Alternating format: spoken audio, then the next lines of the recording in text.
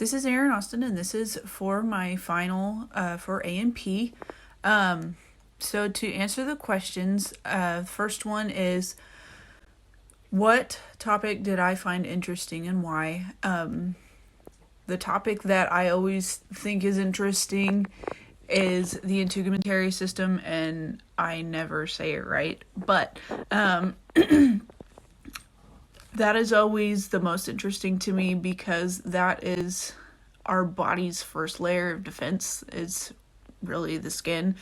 And the skin is just it's just interesting to me. It's interesting as a nurse even to watch how it repairs itself and all the things that it does. And how our hair, it grows, how our nails grow, and just the things that our body does it's incredible because it just does it. We don't have to tell it to do it, it just does it. But the integumentary system is really my favorite, just because of how incredible it really is. Question 2 was the cell types and tissue types in the body and where they're found. Tissue types would be the epithelial tissues, connective tissues, muscle tissues, and nervous tissues. Epithelial tissues are found they are what covers our organs, and then the connective tissues include like our blood vessels, lymph, and our bones and cartilage, things like that. Muscle tissues are the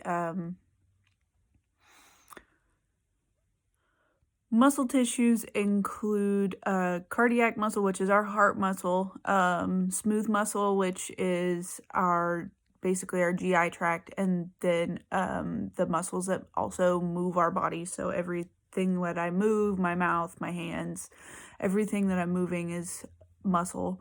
And then our nervous tissue, which is what makes up our nervous system.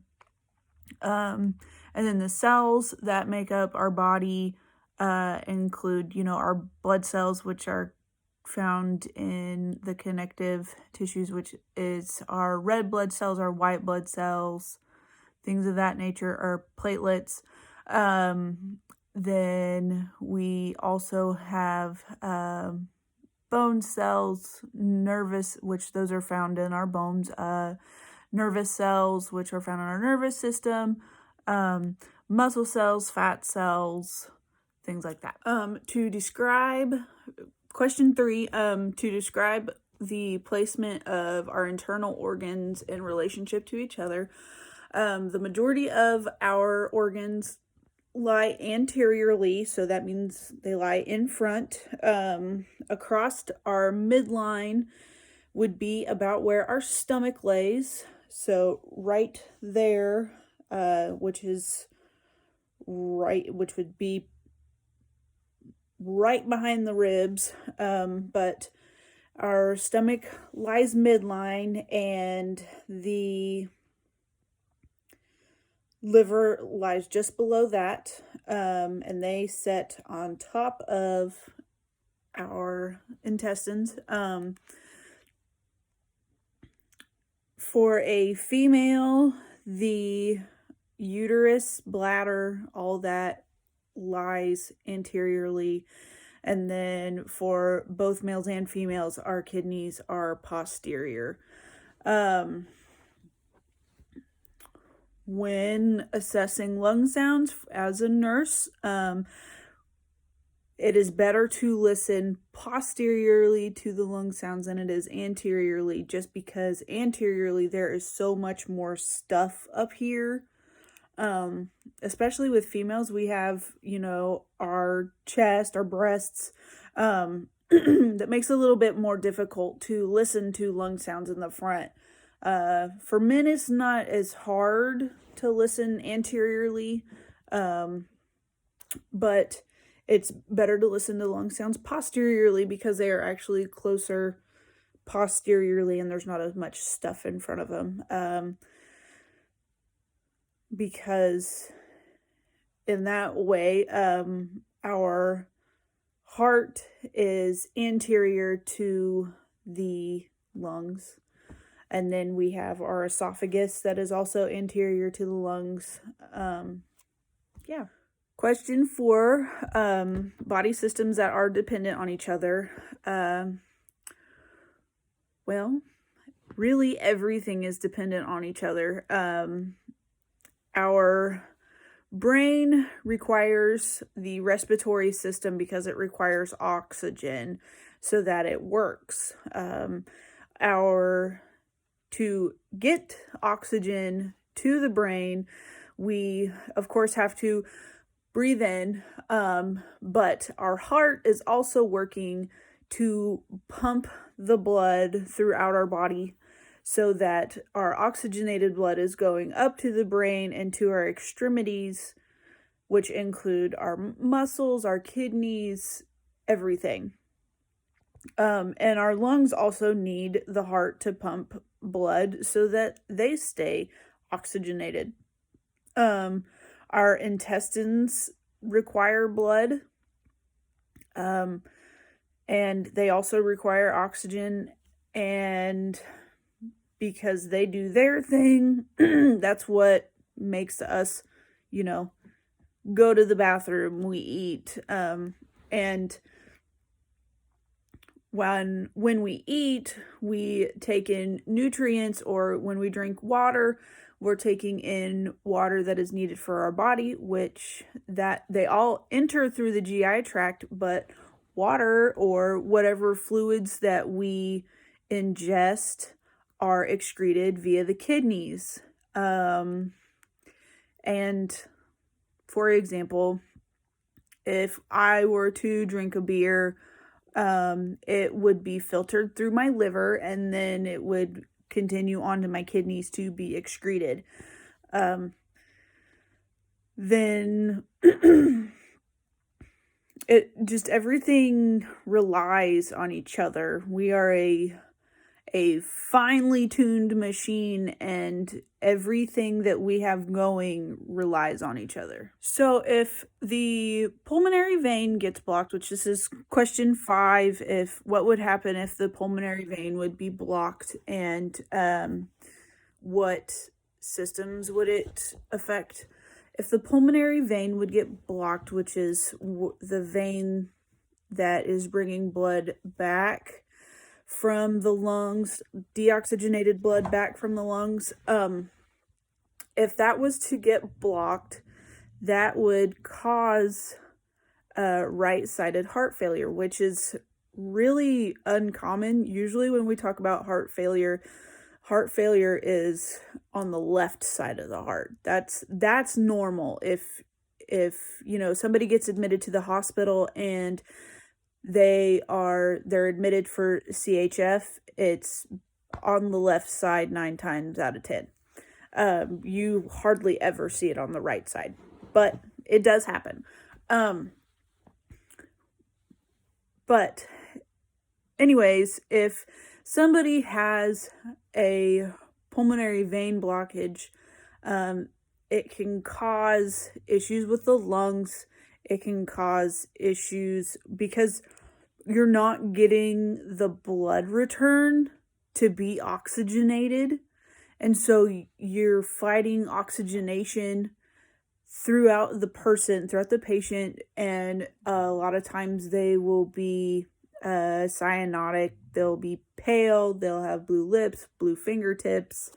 And not always is it blue. It's more kind of a purplish hue, but if you're working with it, you know what it looks like. You know what cyanosis looks like. And you're just like, holy crap, this person needs oxygen now. And it can be a little scary at first, but once you've seen it a couple times, you're just like, I know what to do. It's fine.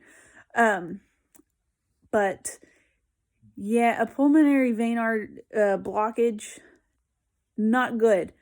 They will most likely have to be oxygenated. They will be given diuretics, just trying to get any extra fluid off of them, just to try to help that blood circulate.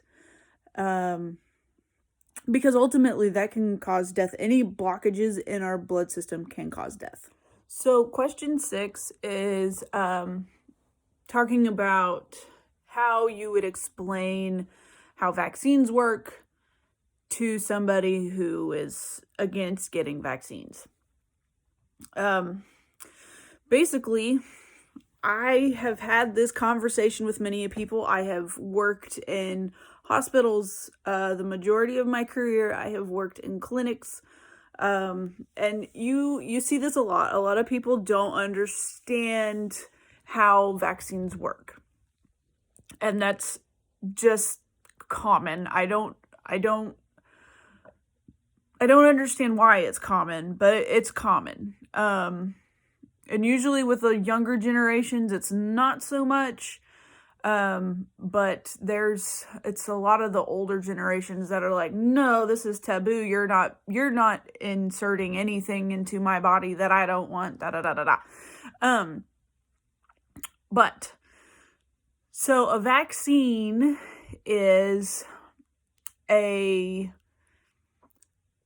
not deadened, but it's not as strong as the actual, disease, illness, that if you were to catch it, it's not going to affect you the same way. A lot of people say that when they get the flu vaccine, that they get the flu immediately afterwards. No, you don't get the flu afterward. You're just having a reaction to the vaccine. It's normal. You're going to have some symptoms, but they're lessened from what you would be getting if you actually got the flu. So you're not actually catching the flu, your body is fighting it off. And so when you get a vaccine, it's a lesser version of it. So it's not the full force thing. It's basically a half version of it. They took what you're getting, they cut it in half, and they gave it to you. Like, they diluted it, basically. And they took that dilution and they give it to you via IM injection, usually in the deltoid, and your body, it circulates through your body, and your body creates antibodies to fight it. When your body has created those antibodies to fight it, then you can come into contact with it, and your body's already got something there to fight it and say, no, I've seen you before, we ain't doing this again. And it goes and kills it. And that's how vaccines work. I know there's a lot of questions about the corona vaccine. And, a lot of people are choosing to get it, and a lot of people are choosing not to, based on, they're not sure what science is, what's in it, things of that nature. I personally chose to not get it, and that's just because there is uncertainty with the what it could do to fertility, and I don't have kids yet. I would like to have kids, and so I'm doing it just because I don't know the side effects on fertility yet. And that's not something that they do know, but that's my biggest concern with it. I have been very lucky, though, with working in the hospital. Everybody that I have worked with, there are very few of us who have not caught the coronavirus. I've been very lucky to not have it. And I am thankful that I haven't, because many of the people that I work with have. We actually had a 2-week period where I worked 11 of 14 days straight because we had nobody. But vaccines, generally, yes, they are wonderful. They are a good thing. And, you know,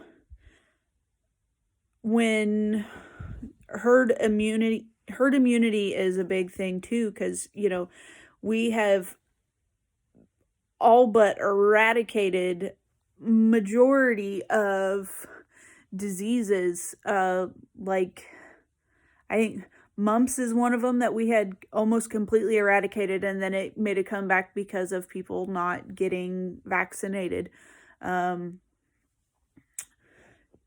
another one that you don't really see very often is chicken pox, which is also shingles or a herpes simplex virus. That's one that if you get chicken pox before the age of 3, you have not gotten the vaccine. And if you catch the chicken pox, they're not going to give you the vaccine because you've already got the disease lying latent in your body.